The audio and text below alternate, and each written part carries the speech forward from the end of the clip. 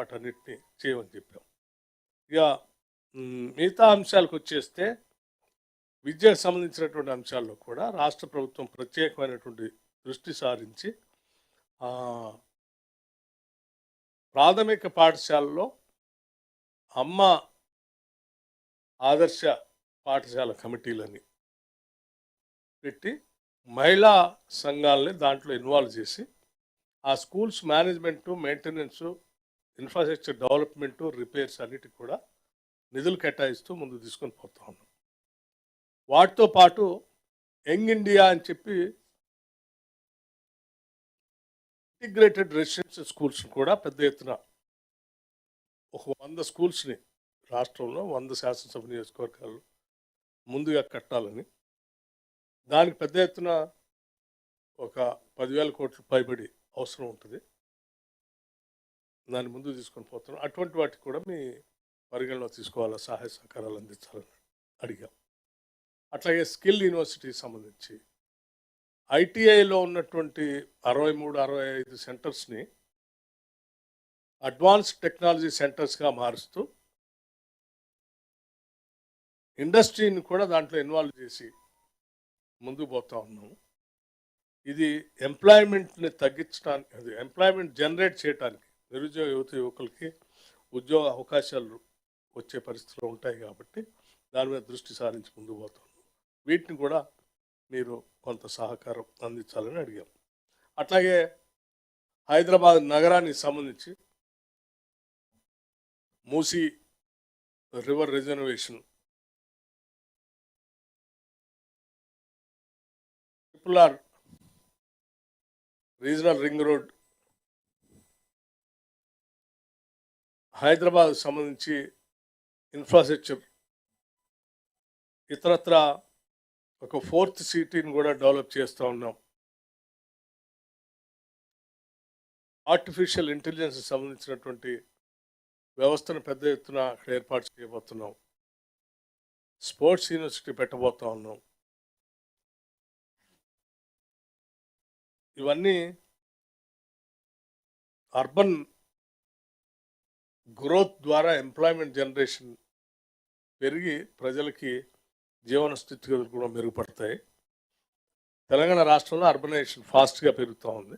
ఈ అర్బనైజేషన్ పెరుగుతున్న ప్రక్రియలో కొంత మీ సహాయ సహకారాలు కావాలని అడిగాం. హెల్త్ అండ్ న్యూట్రిషన్ సంబంధించి కూడా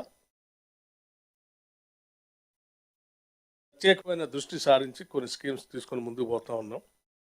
వాటికి కూడా ఇవ్వాలని, నిధులు కేటాయించాలని కోరాం. మహిళా సంఘాలకు సంబంధించి గ్రామీణ ప్రాంతాల్లో ఆర్థిక వ్యవస్థను మెరుగుపరచాలి అని అంటే ఆర్థికపరమైనటువంటి వ్యవస్థ మహిళల చేతుల్లో ఉంటే బాగా అభివృద్ధి చెందుతాయి. కుటుంబ వ్యవస్థ, గ్రామం, సమాజం.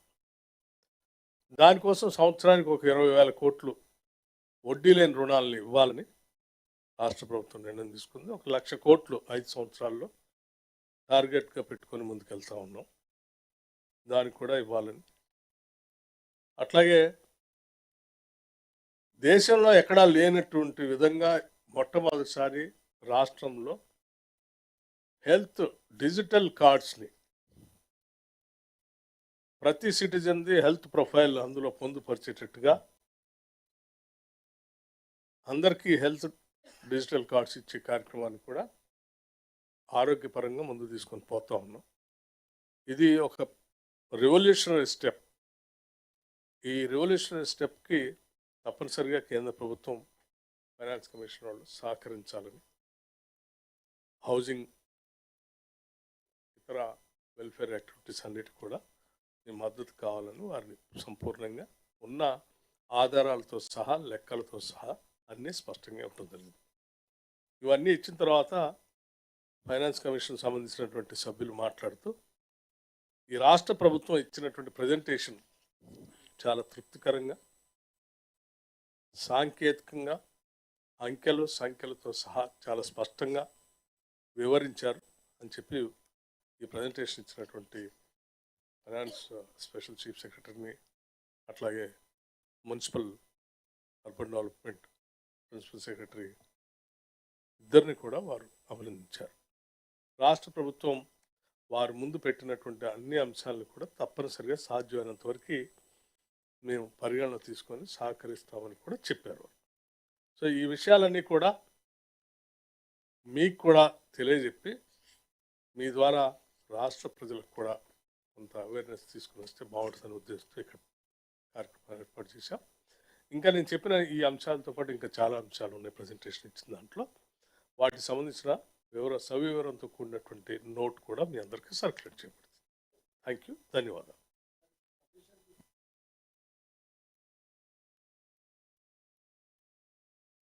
నేను ఇంకోటి మర్చిపోయాను. ఈ ఫ్లడ్ వర్షాలు రావటం వల్ల జరిగిన నష్టాన్ని కూడా మీరు భారత ప్రభుత్వానికి కొంత రికమెండ్ చేయాలని కూడా చెప్పాం. అంటే రీషెడ్యూల్ చేయడం ఎట్లా ఏంటి సార్, కొంచెం క్లారిటీగా చెప్తారు. అప్పులు రీస్ట్రక్చర్ అంటే వడ్డీ తగ్గించమని అడిగారా?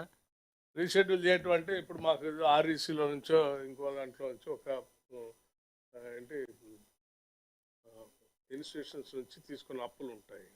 అవి 11%, 11.5%, 11.8%, 11.9% అట్లా. ఇటువంటి ఇన్స్టిట్యూషన్స్ తీసుకున్న ఆ అప్పు ఆ వడ్డీ లెక్కేస్తూ ప్రతి నెల కట్టాలంటే తడిసిమోపిడి అవుతూ ఉంటారు. లెస్ రేట్ ఆఫ్ ఇంట్రెస్ట్ ఇంకేదైనా వేరే ఇన్స్టిట్యూషన్లో డబ్బులు ఇప్పిస్తే ఆ డబ్బు ముందు ఇలా కట్టేసి దాన్ని మూసేసి దీన్ని ముందుకు పోతాం. ఇప్పుడు అట్లాగే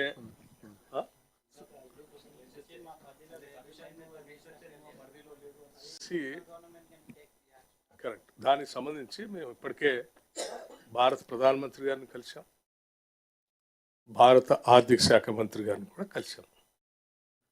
నేను ముఖ్యమంత్రి గారు ఇద్దరం రాతపూర్వకంగా వారికి దరఖాస్తు కూడా ఇచ్చాం. సో మాకు అంది వచ్చిన ప్రతి అవకాశాన్ని ప్రతి సెంటర్ దగ్గర కూడా ఈ అంశాన్ని వారి దృష్టి తీసుకొచ్చి మీ పరిధిలో ఉన్నా లేకపోయినా మీరు కనీసం మాట సాయమైనా చేయండి అని చెప్తాం.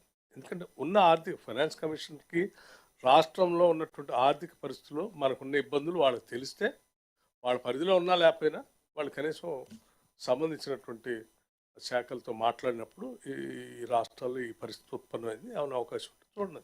సార్ ఇప్పుడు నిన్న BJP MP Etela Rajendra finance commission submit చేసిన రిప్రజెంటేషన్లో తెలంగాణలో ఇంతకుముందు బీఆర్ఎస్ గవర్నమెంట్ కానీ ఇప్పుడు కాంగ్రెస్ గవర్నమెంట్ కానీ ఈ సెంట్రల్ గవర్నమెంట్ ఇచ్చిన ఫండ్స్ని ఇష్టమైనట్టు డైవర్ట్ చేస్తున్నారు. ఈ డైవర్ట్ చేసే స్టేట్స్ని బాగా కఠినంగా శిక్షించేటట్టుగా రూల్స్ పెట్టండి, మీరు రికమెండ్ చేయండి అని వాళ్ళు దాంట్లో రిప్రజెంటేషన్లో క్లియర్గా కమిషన్ని కోరారు. అది వారి ఆలోచన ఉండొచ్చు, భారతీయ జనతా పార్టీకి సంబంధించిన పార్లమెంట్ సభ్యులది, లేకపోతే వారి పార్టీ ఆలోచనే ఉండొచ్చు. డైవర్షన్ చేస్తున్నారని నేను చెప్తున్నా, వారి ఆలోచనే ఉండొచ్చు. ఈ రాష్ట్ర ప్రభుత్వ ఆలోచనని నేను మీ ముందు చాలా స్పష్టంగా చెప్పాను. సరే, గత ప్రభుత్వం అంటే ఆ గత ప్రభుత్వాలు సెంట్రల్ స్పాన్సర్డ్ స్కీమ్స్ని వాడుకున్నాయా లేదా అది వారికి కూడా తెలుసు. వారు అప్పుడు అందులోనే ఆర్థిక శాఖ మంత్రి పనిచేశారు. కాబట్టి మేము వచ్చిన దగ్గర నుంచి మేము ఆలోచన చేసింది ఏంటంటే తప్పనిసరిగా ఈ స్కీమ్స్ వాడుకోవాలని. వాడుకునే క్రమంలో అవి ఆ రాష్ట్రాలకి సూట్ అయ్యేటువంటి స్కీమ్స్ అయి ఉంటే ప్రజలకు ఉపయోగపడతాయి. నీకు ఎండ బాగా ఉంటే విపరీతంగా ఎండ ఉన్నవాడికి నేను ఉలెన్ కోట్ ఇస్తే వేసుకో అంటే